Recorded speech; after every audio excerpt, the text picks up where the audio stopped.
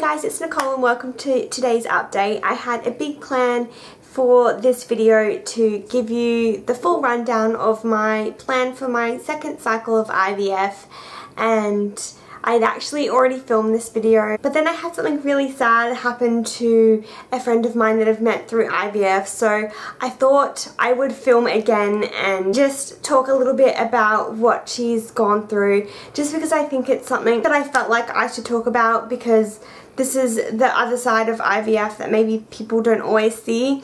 I think a lot of the times when you're doing IVF, or you tell people that you're doing IVF, they think it's a really exciting journey, and they think that it's a very positive one and that you're always going to have a good outcome and that sort of thing, and unfortunately that is not the case. IVF, it tests every single emotion that you could possibly think of. You go from being excited and happy to sad, heartbroken and everything, all within such a small amount of time. So I just wanted to explore that a little bit. So first of all, I just wanted to talk about one of my friends that I met through IVF. So she's actually going to the clinic that I'm going to, and that's how we met. So we actually did egg pickup on the same day last cycle, and she was lucky enough to fall pregnant with that, and I'm pretty sure it was her first cycle.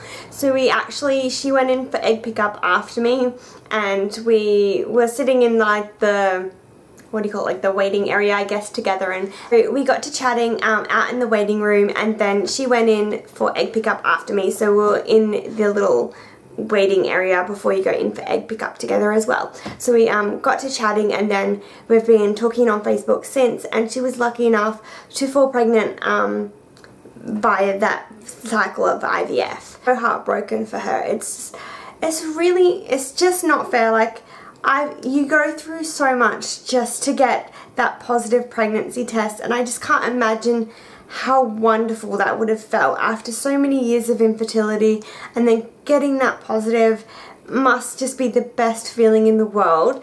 And then to have that feeling for a few weeks, and then go in for a scan, which you think is going to be so exciting, and then to get utterly crushed and heartbroken by the fact that your baby doesn't have a heartbeat. I really can't begin to imagine how horrible that would feel.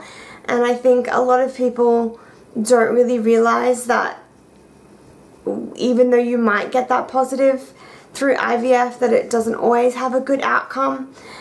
And I don't want to say that if you have a miscarriage when you don't have infertility, it's not as emotional or upsetting. Of course it always is upsetting for anyone to have a miscarriage, but to also have had years of never having a positive pregnancy test and then finally falling pregnant, only to then have a miscarriage and then have to try perhaps for another couple of years to get another positive, it's so heartbreaking. And I feel so sorry for her, and I wish there was something I could do or something that I could say to make her feel better, but unfortunately there's not much you can do. Just be there for her and be a shoulder to lean on and that sort of thing.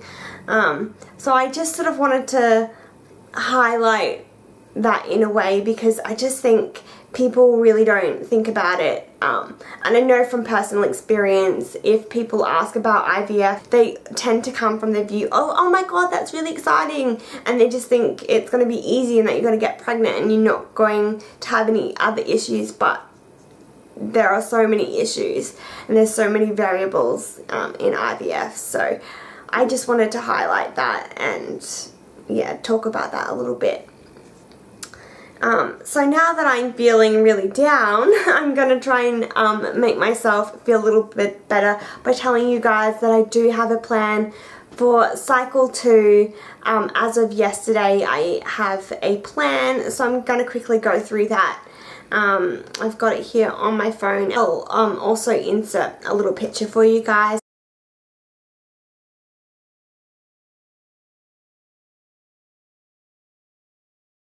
But basically I am on the pill until Monday the 30th.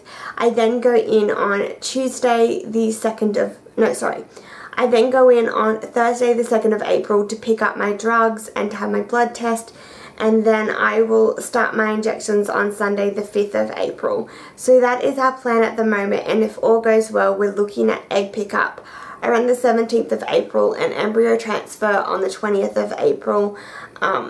Of course, these are just rough estimates of dates, and as you will know from last time, I really didn't go as planned, so I'm not really focusing on those dates yet as set in concrete, because I know chances are that they're going to change later on down the track.